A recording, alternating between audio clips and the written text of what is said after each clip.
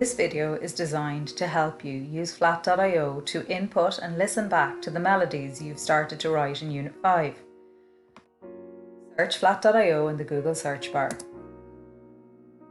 Then select the website. You will have to subscribe to Flat.io and you should use your school email address or your Google login to do so. This will take you to this screen and you can select to create a new score. Always take care to label your work. Maybe include the date so that your teacher can keep check on the work that you have submitted.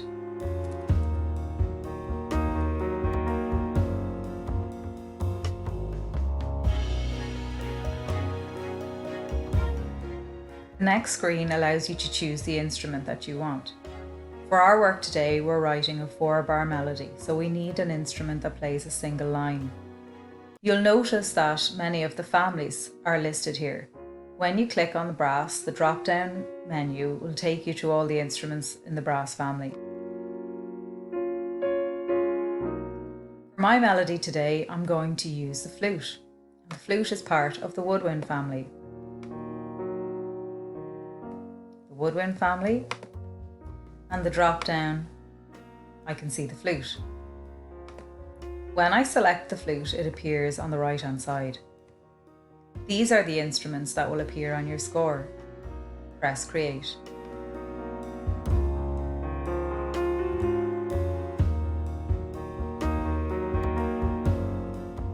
For our work today, we need 4 bars.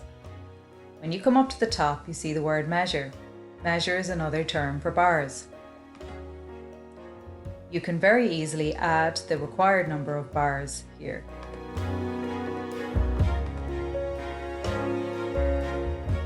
Return to note so that you can see your note values across the top of the page. You'll also notice that this score is in 4/4 time.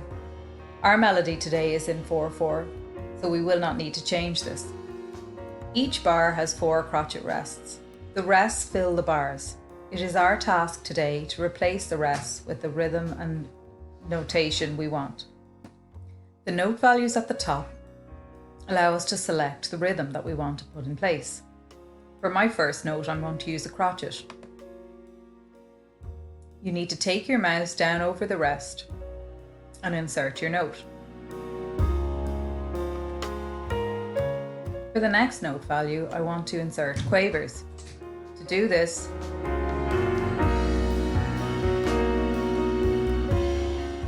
when I switch to quavers, you'll notice 2 quaver rests appear. Use your mouse to carefully place the notes.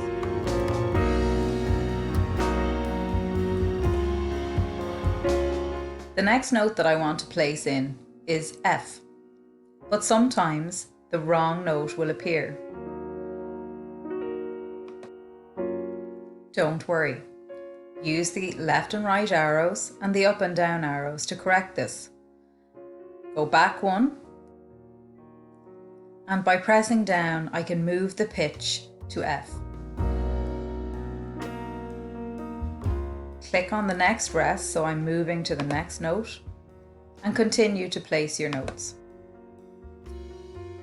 For the next note I want to return to crotchets. To do this, the rest is blue, I can go up and press crotchet. As before, take your mouse down onto the stave and place the pitch on the line or space that you want. Now that we have our first bar complete, it's a good idea to listen back. To do this, click on the first note of your melody and press play.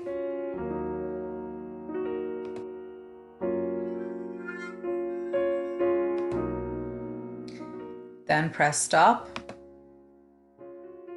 Come back down and click the first rest in bar 2. If you are happy with the first bar, you can now continue to enter your melody. Always remember that melodies end with long notes, usually to signify that the phrase is coming to an end. We are writing our melodies today in the key of C. Remember to use C or Do as the last note in your melody. When your work is complete, press play and listen back. If you want to share this work with your teacher, you can come up to the symbol up here, which allows you to download the melody that you've been working on. It gives you many options, so you can download it as a PDF or as a MIDI audio file for your teachers. This is a great way to share your work and get feedback. Another thing to remember is, as you listen back to your melody, you may decide to make changes to your work. These are known as refinements.